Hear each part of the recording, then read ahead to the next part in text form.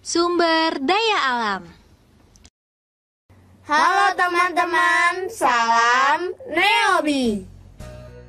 Ada 3 hal yang perlu kita ingat tentang sumber daya alam. Pertama, pengertian sumber daya alam.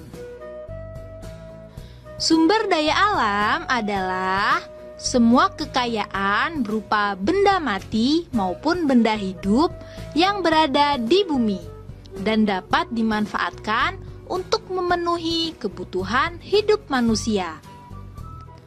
Kedua, macam-macam sumber daya alam.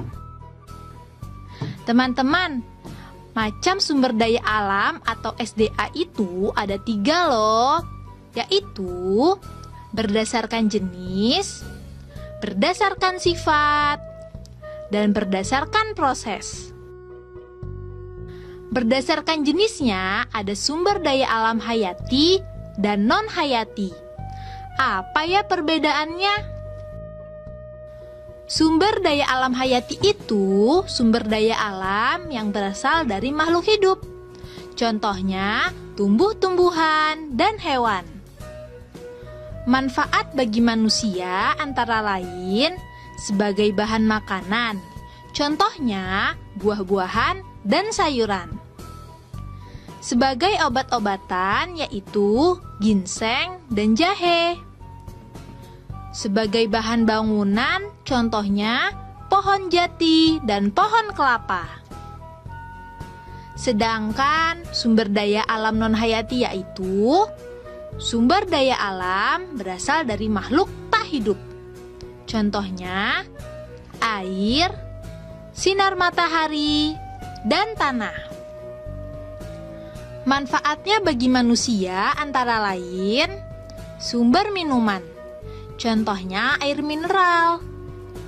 Sumber penerangan, contohnya sinar matahari. Bahan bangunan, contohnya tanah atau pasir. Selanjutnya, kita akan membahas sumber daya alam berdasarkan sifatnya. Ada sumber daya alam yang terbarukan dan sumber daya alam tak terbarukan. Sumber daya alam terbarukan adalah sumber daya alam yang dapat disediakan kembali setelah habis digunakan. Sumber daya alam terbarukan mempunyai sifat pulih kembali. Dengan sifat pulih tersebut, sumber daya alam dapat terus digunakan. Contohnya, air, tumbuhan, dan hewan. Air termasuk terbarukan karena selalu mengalami pembaruan. Pembaruan tersebut terjadi melalui siklus air. Tumbuhan dan hewan merupakan sumber daya alam terbarukan karena mengalami pembaruan juga loh. Pembaruan tersebut terjadi karena tumbuhan dan hewan dapat berkembang biak. Sumber daya alam tak terbarukan adalah sumber daya alam yang sulit disediakan kembali setelah habis digunakan. Sumber daya alam tak terbarukan sifat pulihnya sangat lama. Untuk penyediaannya pun perlu proses yang panjang, seperti pengeboran, pengolahan, dan lainnya. Sehingga apabila telah habis terpakai, sumber daya alam ini sulit disediakan kembali. Oleh karena itu, pemakaiannya harus dihemat ya. Contoh sumber daya alam tak terbarukan antara lain batu bara dan BBM. Batu bara dimanfaatkan sebagai bahan bakar pembangkit listrik, produksi besi, dan baja, bahan bakar pembuatan semen, dan lainnya. Sedangkan BBM itu bermanfaat sebagai bahan bakar kendaraan, bahan bakar kompor, dan lainnya. Sekarang kita akan mempelajari sumber daya alam berdasarkan prosesnya. Apa saja ya? Sumber daya alam berdasarkan prosesnya itu ada yang langsung digunakan dan ada yang tidak langsung digunakan.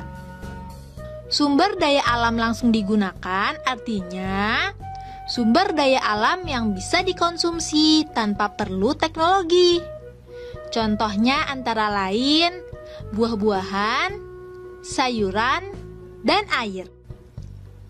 Sumber daya alam tak langsung digunakan artinya sumber daya alam tersebut baru bisa dikonsumsi setelah diproses dengan teknologi.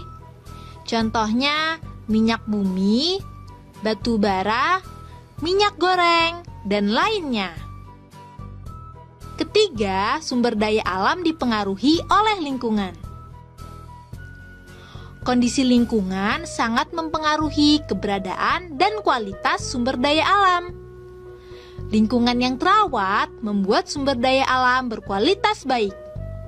Contohnya, air sungai yang bersih dan ikannya sehat.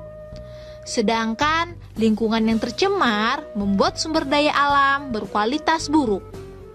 Contohnya, sungai yang tercemar, airnya menjadi kotor dan ikannya mati.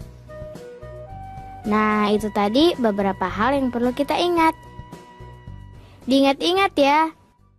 Be smart, be happy.